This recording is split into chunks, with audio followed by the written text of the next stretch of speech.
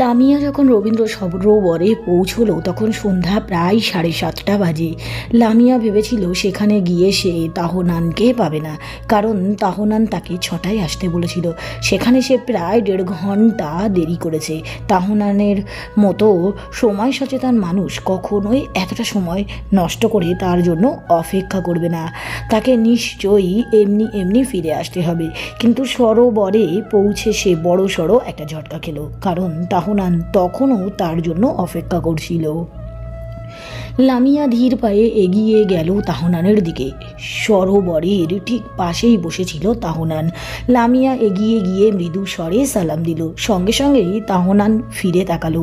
এতক্ষণ যেন এরই অপেক্ষাই ছিল সে। তাহনান উঠে দাঁড়ালো, মৃদু কেশে গলা পরিষ্কার করে সালাম দিল। তারপর দুজনেই চুপ।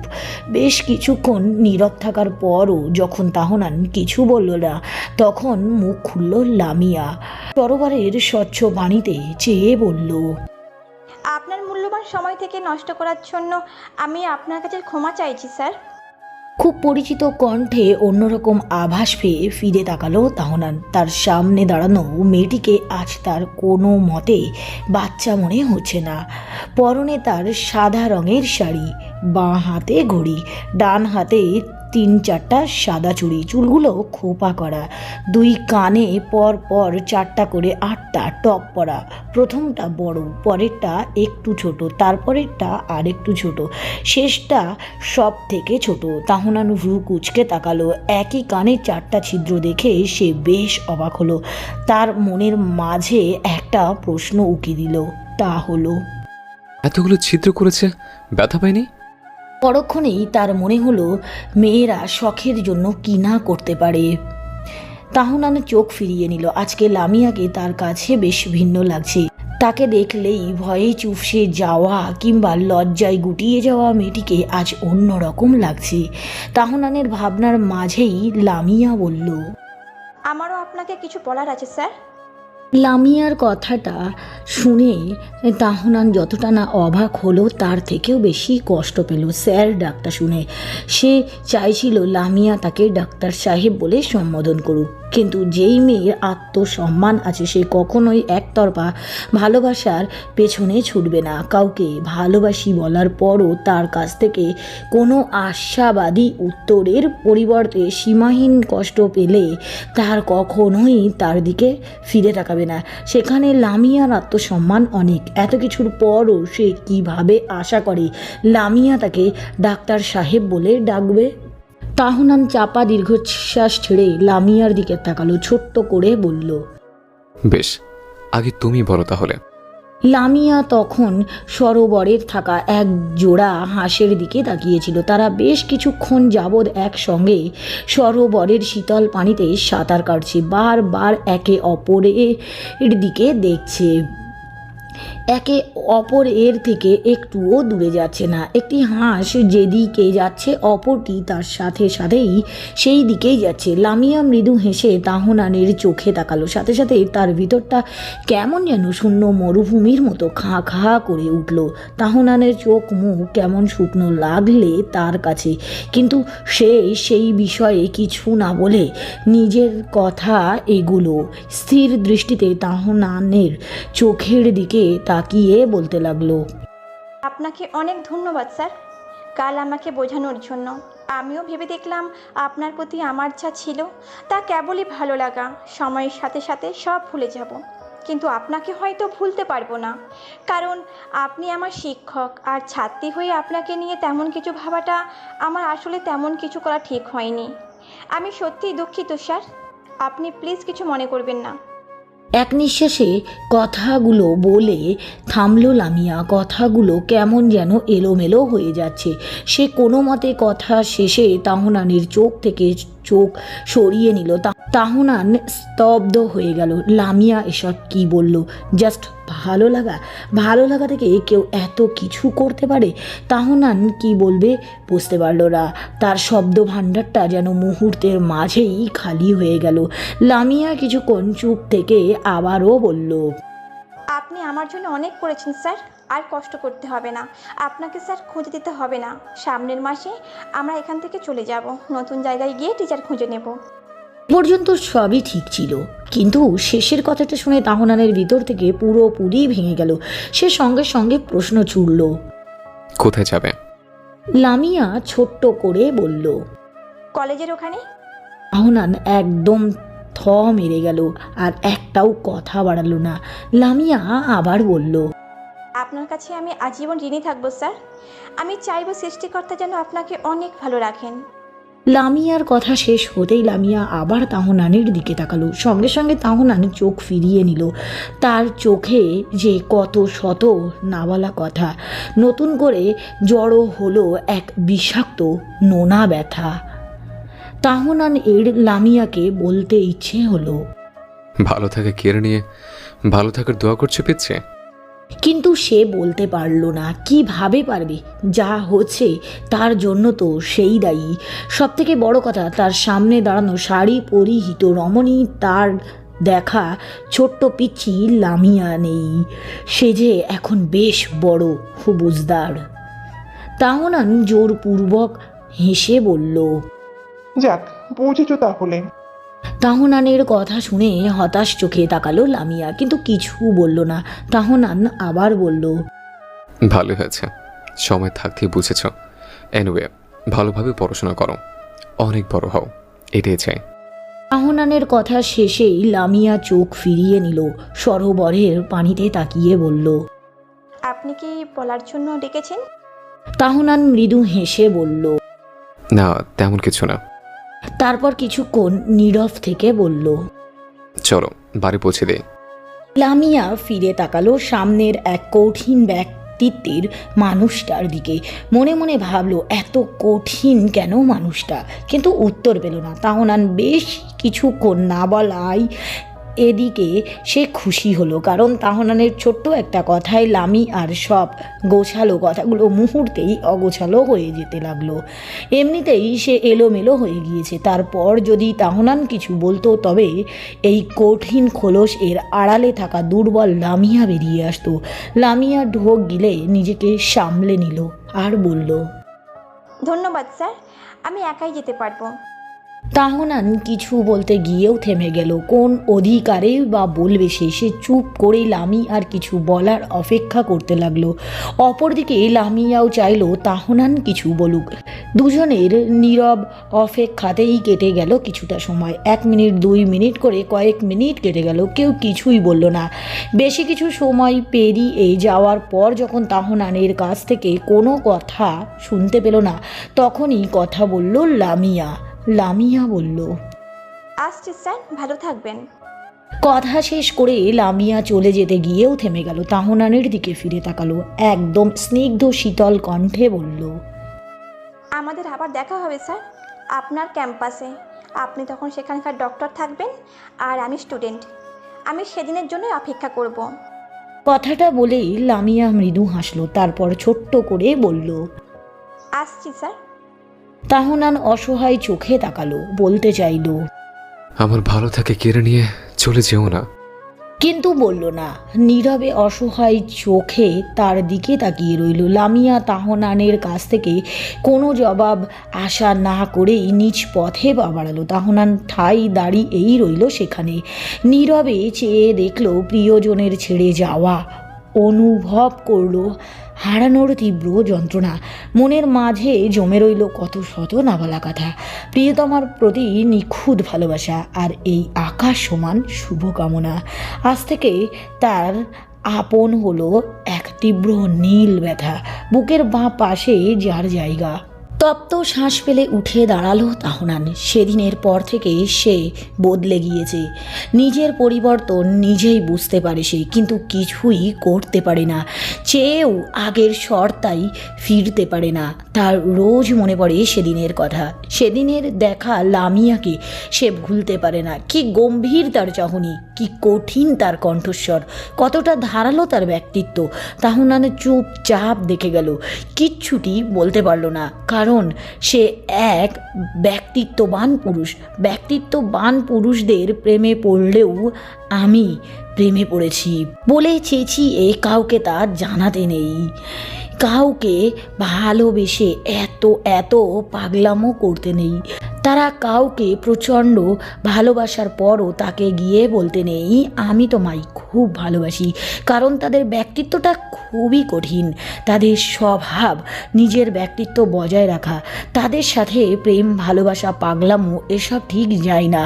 তারা কষ্ট পেলেও সেটা কাউকে বুঝতে দেওয়া যাবে না, কারণ তারা সব সময় নিজেদের ব্যক্তিত্ব নিয়ে সচেতন। তাকে এক ফোঁটা আঁচ তারা আসতে দেয় না। তাহনানও দেয়নি। লামিয়ার প্রেমে পড়ে চেঁচিয়ে পুরো পৃথিবীকে জানায়নি সে এক শ্যামকর্ণার প্রেমে পড়েছে, মারাত্মকভাবে আসক্ত হয়েছে। প্রচণ্ড ভালোবেসেও সে লামিয়াকে বলতে পারেনি পিচ্ছি আমি তোমায় ভালোবাসি।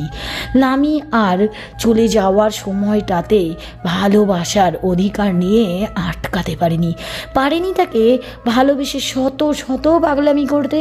এমনকি লামি আর চলে যাওয়ায় সে নিঃস্ব হয়ে প্রতিনিয়ত ভেতর থেকে দুমড়ে মুচড়ে যাওয়ার পরও তা কাউকে বলতে পারেনি, কখনো পারবেও না।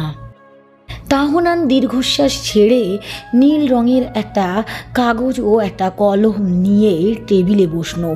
নীল রঙের সেই কাগজে কলমে আঁচড়ে লিখে ফেলল দীর্ঘ 6 মাস মনের মাঝে জমে থাকা সকল নীল ব্যথার কথা, এক অনাকাঙ্ক্ষিত বিচ্ছেদের প্রাপ্ত তীব্র যন্ত্রণার কথা, লামিয়াকে হারানোর সেই বিষাক্ত ব্যথার কথা। তারপর সে কাগজটা ছিঁড়ে টুকরো টুকরো করে উড়িয়ে দিল ওই নীল আকাশে। তার ক্লান্ত চোখে তাকিয়ে রইল সেই মন ভালোর ছোট্ট চিরকুটের শহরটাতে। পেরিয়ে গেল আরও 1 বছর 2 মাস। তাহনানের 3য় বর্ষের গণ্ডি পেরিয়ে 4র্থ বর্ষে ওঠার 1 বছর 4 মাস পেরিয়ে গেল। এতদিনে আগের তুলনায় তার পড়াশোনার বেশ উন্নতি হয়েছে। মাঝে দিয়ে পড়াশুনোয় সে যতটা পিছিয়ে গিয়েছিল, গত প্রায় 1.5 বছরে তার থেকেও কয়েক গুণ এগিয়ে গিয়েছে। আগের মতো মন থেকে পড়াশোনা না করলেও প্রয়োজনে সে পড়ে, নিজেকে ব্যস্ত রাখতে সে পড়ে। সে আগের মতোই পড়াইকু আছে, বলা যায় আগের থেকেও বেশি পড়াকু হয়ে গিয়েছে। তবে পার্থক্য হলো আগে মন থেকে পড়তো, মন চাইতো বলে পড়তো, কিন্তু এখন পড়তে হয় বলেই পড়ে। লামিয়ার মুখোমুখি হতে হবে বলে পড়ে। শুধু এই একটা দিক থেকে সে বদলায়নি, কিন্তু বাকি সব দিক থেকে বদলে গিয়েছে। আগের মতো আর রুটিন মেনে চলতে পারে না। টাইমলি খাওয়া, ঘুম কিছুই হয় না। সারা দিন ক্লাস করে 2টো ছেলেকে পড়িয়ে হোস্টেলে ফিরেই বইয়ের সামনে। কোনো দিন দিনে 1 বার খাওয়া হয়, কোনো দিন দেখা যায় 1 বারও নয়, কোনো দিন রাতে 2-3 ঘন্টা ঘুমায়, কোনো দিন পুরো রাতই নিঘুম কাটায়। মূল কথা, সে নিজেকে কোনো সময়ই দেয় না। সারাদিনে প্রচুর ব্যস্ত থাকার চেষ্টা করে, অথচ এই ব্যস্ততার মাঝে লামিয়াকে নিয়েই ভাবে। তার এত ব্যস্ত সময় থেকে রোজ একটা নির্দিষ্ট সময় শুধুই লামিয়ার জন্য, সেদিনের স্মৃতিচারণের জন্য। সেই দিনের পর থেকে তাহনান আর হাসেনি, কারোর সাথে ভালো করে কথাও বলেনি। মাঝে একটা ছেলেকে পড়াতো, তার বোন তাহনানকে লুকিয়ে দেখত, তাহনানকে দেখে লজ্জা পেত, কথা বলার চেষ্টা করতো। এসবে সে রাগ করে সেই ছেলেটাকেই পড়ানো ছেড়ে দিয়েছে। এমনকি নিজেকে আগের তুলনায় আরও বেশি কঠোর করে ফেলেছে, যেন চাইলেও কারোর সাথে হেসে কথা বলতে পারে না। আচ্ছা, সত্যিই কি পারে না, নাকি সে চায় না? লোকে বলে ভালোবেসে নাকি মানুষ ব্যক্তিত্বহীন হয়ে পড়ে, কিন্তু তাহনান নিজস্ব ব্যক্তিত্ব হারানোর বদলে নিজের ব্যক্তিত্বকে আরও শক্ত করে আঁকড়ে ধরেছে।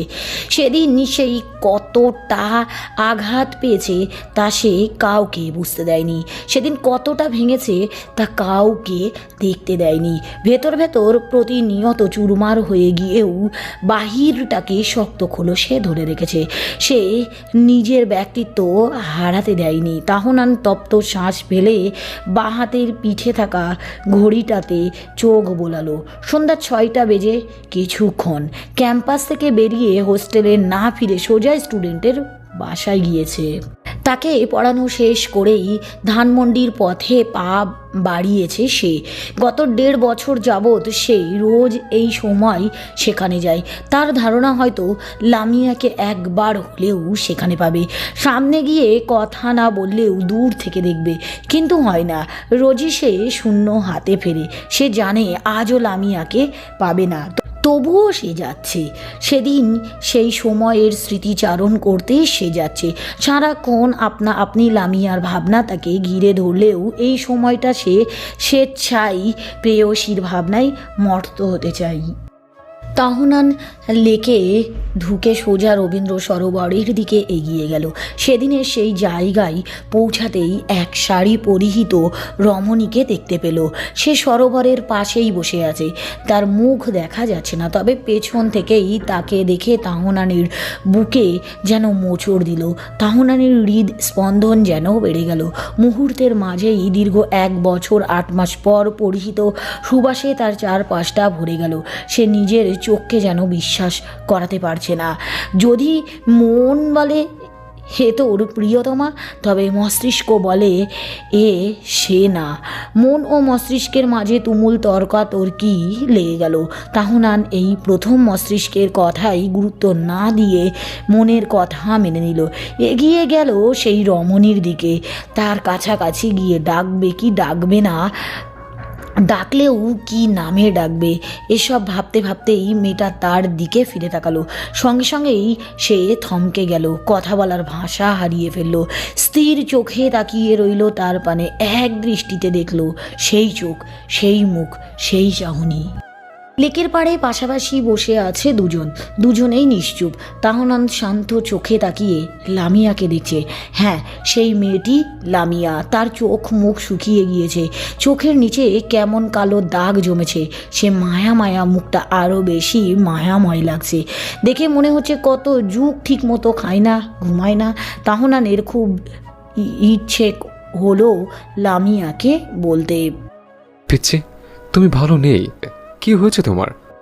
কিন্তু বলা হলো না। মানুষ চাইলেই সব বলতে পারে না। তাহনানও পারল না। কথাগুলো গলায় এসে যেন বেঁধে গেল। তাহনান চাপা দীর্ঘশ্বাস ছেড়ে চোখ ফেরালো। তখনই লামিয়া তার দিকে প্রশ্ন ছুড়ল, আপনার খবর বলুন স্যার। পড়াশোনা কেমন চলছে? ফাইনাল ইয়ারের শেষ দিকে আছেন, 2 মাস বাদে মেবি পরীক্ষা। আপনার প্রস্তুতি কেমন? লামিয়ার প্রশ্নে আবারও তার দিকে তাকালো তাহনান। সেদিনের মতোই মেয়েটা সরোবরের স্বচ্ছ পানিতে তাকিয়ে আছে। সেদিনের মতো আজ তার চোখ হয়ে মুখে কঠোরতা নেই, আছে ক্লান্তি। এই ক্লান্তির অর্থ তাহনানের জানা নেই। এমনকি আগের মতো চোখের দিকে তাকিয়ে কথা বলার সাহসটাও আজ তার মাঝে দেখতে পেল না তাহনান আবার চোখ ফেরালো। সেও সরোবরের স্বচ্ছ পানিতে চোখ রাখলো আর বলল, সব কিছু আলহামদুলিল্লাহ। তোমার প্রস্তুতি কেমন? কথা শেষে আবার তাকালো তার দিকে। এবার লামিয়া ফিরে তাকালো। ইস, কি মায়া ভরা সেই দৃষ্টি। তাহনানের খুব ইচ্ছে হলো একবার আদুরে স্বরে শুধাতে, তোমার কি খুব মন খারাপ পিচ্ছু? কিন্তু সে এবারও পারল না। তাহনান চোখ সরিয়ে পাশে তাকালো। লামিয়া আলতো হেসে বলল, আলহামদুলিল্লাহ ভালো। আমার জন্য দোয়া করবেন স্যার। লামিয়ার শেষ কথাটা কেমন যেন শোনালো তাহনানের কাছে। সে ভ্রু কুঁচকে ফিরে তাকালো। কথাটা সাধারণ হলেও কিছু একটা যেন মেশানো ছিল সেই স্বরে। লামিয়া চোখ ফিরিয়ে নিল, তারপর আবার চুপ দুজনে। নীরবতাই কেটে গেল অনেকটা সময়। ঘড়িতে তখন 9টা বাজে। তাহনান হাতের পিঠে থাকা যন্ত্রটাই চোখ বুলিয়ে লামিয়ার দিকে তাকালো। লামিয়া এক একদম নিশ্চুপ। আজকে তার মাঝে কোনো তাড়া নেই, যেন যাওয়ার ইচ্ছেই নেই। তাহনান আরও কিছুটা সময় নীরব থেকে লামিয়াকে পরখ করলো, কিন্তু না, লামিয়া কিচ্ছুটি বলল না। চুপচাপ তাহনানের পাশে বসে পুরো 3 ঘন্টা কাটিয়ে দিল। তাহনান এবার নড়ে চড়ে বসলো, তারপর ছোট্ট করে শুধালো, বাসায় যাবে না? প্রায় 9:30 বাজে। তাহনানের কথাই ফিরে তাকালো লামিয়া, কিন্তু কোনো জবাব দিল না। আগের মতোই নীরবে বসে রইল। লামিয়ার এই নীরবতা তাহনানকে ভাবালো, সেই সাথে ছোট্ট মন খারাপেরও ঘিরে ধরলো। সে ভাবল, লামিয়ার কি মন খারাপ, কোন কারণে চিন্তিত, কিংবা কোনো সমস্যা? এত প্রশ্ন পেল, উত্তর পেল না। কথাগুলো ভেবে তার ভীষণ মায়া হলো লামিয়ার জন্য। সে একটু এগিয়ে বসলো লামিয়ার দিকে। তারপর যা করলো তা অকল্পনীয়। এই প্রথম সে নিজের শক্ত খোলস, কঠিন ব্যক্তিত্ব, গম্ভীর স্বভাব সব কিছুকে পাশে ফেলে মনের কথায় সায় দিল। আদুরে কোমল স্বরে লামিয়াকে ছোট্ট করে ডাকলো, বলল, পিচ্ছি, খুব মন খারাপ? তাহনানের কথাটা শেষ হতে দেরি হলেও লামিয়ার চমকে তাকাতে দেরি হলো না। তার চোখে মুখে কেবল বিস্ময় নয়, বরং তার পাশাপাশি চোখে গাঢ় অভিমান, মুখে তীক্ষ্ণ ব্যথার ছাপ, চোখের কোণে টলমল পানি। তাহনান আর একবার পিচ্ছি বলে ডাকতেই লামিয়া দৌড়ে সেখান থেকে বেরিয়ে এলো। তাহনান তার পিছনে ডাকতে ডাকতে এলেও তাকে থামাতে পারল না। সে আবারও চলে গেল, তবে এবার কিচ্ছুটি বলল না, শুধু মনের মাঝে কিছু প্রশ্নের দানা গেঁথে দিয়ে গেল। রাত 12টা।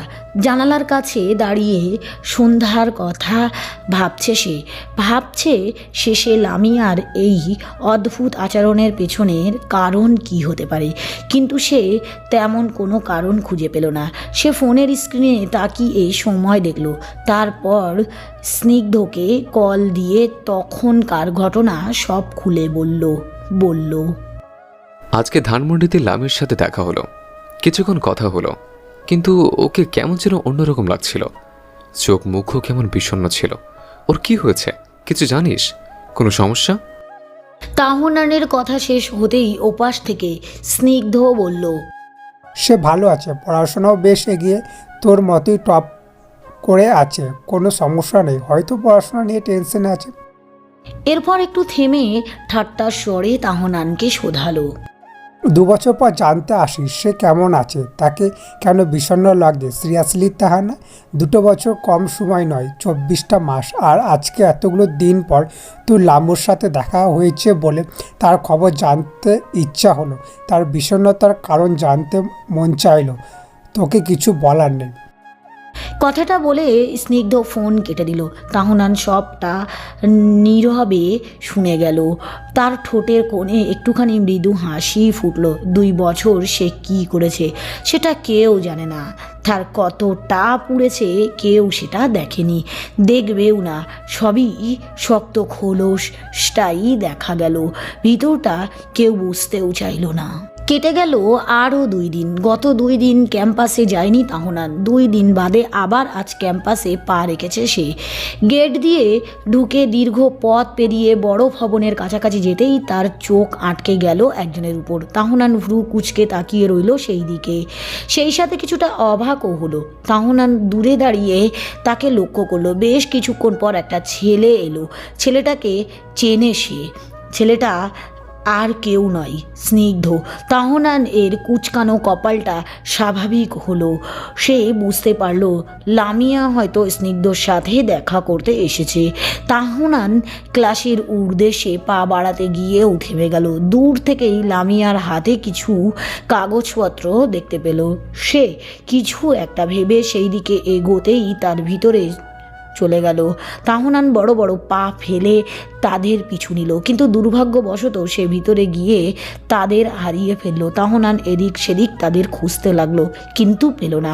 সে ক্লান্ত হয়ে পাশে থাকা চেয়ারে বসে পড়ল। মাথার ভিতরে ঘুরতে লাগলো একটাই প্রশ্ন, লামিয়া হসপিটালে কেন? ঘড়িতে কয়টা বাজে তাহনানের জানে না। তবে অনেকটা সময় পেরিয়ে গিয়েছে তা বুঝতে পারলো। সে বুঝতে পারলো লামি আর দেখা পাওয়া সম্ভব নয়। সে দীর্ঘশ্বাস ছেড়ে উঠে দাঁড়ালো। পিছনে ঘুরতেই স্নিগ্ধর মুখোমুখি হলো। তাকে দেখে স্নিগ্ধ কিছুটা অপ্রস্তুত হলো, যা তাহনান ঠিকই বুঝলো। সে কিছু বলার আগেই স্নিগ্ধ জোরপূর্বক হেসে বলল, আরে তুই এখানে? তাহনান জবাব না দিয়ে পিছনে তাকালো। তার ঠিক পেছন এর চেম্বারের দরজা খুলে বেরিয়ে এলো লামিয়া। তাহনান দরজার পাশের দেওয়ালে থাকা নেম প্লেটে চোখ বোলালো। সেখানে বড় বড় অক্ষরে লেখা doctor Fahad Rahman, MBBS MS neurology, senior consultant neuro surgeon. নেমপ্লেটটা দেখে তাহনানের চমকে উঠল। লামিয়াকে এখানে দেখে তার মনের ভিতর অনেক ভুলভাল চিন্তাই উকি দিল। এরই মাঝে তার সেই পরিচিত কণ্ঠস্বর সে শুনতে পেল, যে বলল, দাঁড়িয়ে হচ্ছে কেন ভাইয়া, চলো। কথাটা শেষ করে লামিয়ার সামনে তাকাতেই তাহনানকে দেখতে পেল। তাহনানও সেই কণ্ঠস্বর অনুসরণ করে তাকাতেই দুজন এর চোখাচোখি হলো। তাহনানকে দেখে লামিয়ার মুখের রং পাল্টে গেল। সে একবার তাহনান তো আর একবার স্নিগ্ধর দিকে তাকালো। তাহনান 7-5 না ভেবে শুধালো, তোমরা এখানে কার জন্য এসেছ? তাহনানের প্রশ্নটা কৌশলে এড়িয়ে গেল স্নিগ্ধ।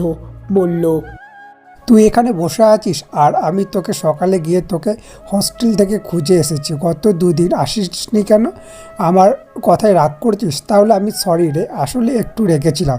তখন তুই কল দিলি, রাগ বেড়ে যাওয়ায় তোকে কি বলতে কি বলে ফেলেছি বুঝিনি। স্নিগ্ধ যে কৌশলে কথা এড়িয়ে যাবার চেষ্টা করলো তা তাহনানের বুঝতে বাকি রইল না। সে স্নিগ্ধর কথাই জবাব না দিয়ে কিছুক্ষণ এক দৃষ্টিতে তাকিয়ে রইল তার দিকে। তার চোখে মুখে গম্ভীর ভাব। স্নিগ্ধ হেসে বলল, ওভাবে তাকিয়ে আছিস কেন? তাহনানের জবাব দিল না। লামিয়া বলল, আমার যেতে হবে ভাইয়া, তোমরা কথা বলো, আমি আসছি। লামিয়ার কথাই ফিরে তাকালো দুজনেই।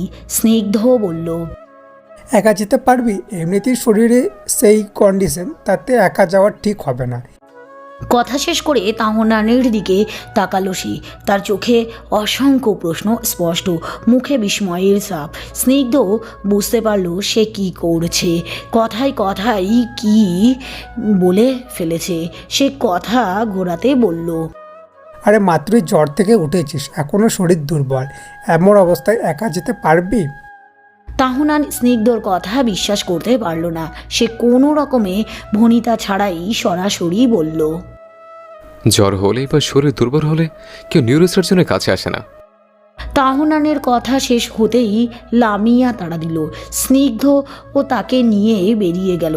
তাহনানের মনে রেখে গেল অসংখ্য প্রশ্নের দানা। মস্তিষ্কে গেঁথে দিয়ে গেল নানা রকমের চিন্তা। সব চিন্তা, সব ভাবনা সমাপ্ত হলো 5 দিন পর। সব প্রশ্নের জবাব পেল 5 দিন পর, যেদিন লামিয়া হাসপাতালে অ্যাডমিট করা হলো।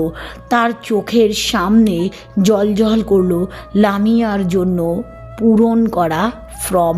লামিয়ার মাকে হাউমাউ করে কাঁদতে দেখলো করিডোরে দাঁড়িয়ে। সেদিন সে সবটা বুঝলো। ছুটে গেল লামিয়ার কাছে, কিন্তু পেল না তাকে। সে তখন গম্ভীর ঘুমে আচ্ছন্ন। কিছুক্ষণ আগেই তাকে ঘুমের ইঞ্জেকশন পুশ করা হয়েছে। তাহনান তাকে ডেকে দুটো কথা সে বলতে পারলো না, জিজ্ঞেস করতে পারলো না তার থেকে এত কিছু কেন তাকে বলা হলো না। তাহনান ছুটে বেরিয়ে এলো, স্নিগ্ধকে খুঁজে বেড়ালো পুরো হাসপাতাল, কিন্তু পেল না। কারণ স্নিগ্ধ তখন মেডিসিন কিনতে গিয়েছিল। তাহনান কেমন দিশিয়ে হারা হয়ে পড়ল। গত 1.5 বছরে সে কঠিন খোলস আড়ালে থাকা মানুষটি আপনা আপনি বেরিয়ে আসতে চাইল। লামিয়ার জন্য কত শত পাগলামো করতে চাইল। ছুটে গিয়ে লামিয়াকে জড়িয়ে ধরে বলতে চাইল, ভালোবাসি পিচ্ছি, খুব ভালোবাসি তোমায়। তাহনান ছুটল লামিয়ার কেবিনের দিকে। লামিয়া ঠিকই বলেছিল, সময় এর কাজ যেমন সময়ে করতে হয় তেমনই সময়ের কথা সময়েই বলতে হয়, নয়তো সময় ফুরিয়ে গেলে আজীবন আফসোস করতে হয়। তাহনানের সেদিনই কথাটা বলা উচিত ছিল, কিন্তু সে বলতে পারেনি। তবে আজ তার একই ভুল করবে না। আজ সে তার প্রেয়সীকে বলবে সে তাকে কতটা ভালোবাসে, তাকে জানাবে নিজের অনুভূতি, গত প্রায় 2টা বছর কতটা কষ্টে ছিল সব জানাবে। কথাগুলো ভাবতে ভাবতে তাহনান ছুটছিল, তখনই কারোর সাথে ধাক্কা লেগে সে পড়ে যায়। সেই ব্যক্তি এগিয়ে এসে তার দিকে হাত বাড়ালো। তাহনান তা অনুসরণ কর চোখে তুলে তাকাতেই কাউকে দেখে তার চোখে মুখে রাগের আভা ফুটে উঠল। সে হাত না ধরলে উঠেই দাঁড়ায়, সামনে থাকা ব্যক্তির কলার টেনে ধরে বলল, তোরা কিভাবে পারলে এমনটা করতে? বল, কিভাবে পারলি? কেন আমাকে কিছু জানালি না? লামিয়া না হোক, তুই তো বলতে পারতি, তুই তো আমার বন্ধু, তাই না? তবে কেন এমন করলি? একের পর এক কথাগুলো বলে তাহনান স্নিগ্ধর কলার ছেড়ে দিল। শেষের বাক্যটা বলতে গিয়ে তার খুব ক্লান্ত লাগলো নিজেকে। সে ক্লান্ত, পা জোড়া বাড়াতেই স্নিগ্ধ বলল, লামিয়া কাছে যাচ্ছিস, এই অবস্থায় যাস না, তোকে বিধ্বস্ত দেখাচ্ছে। এই ডক্টর সাহেবকে দেখালে ও কষ্ট পাবে।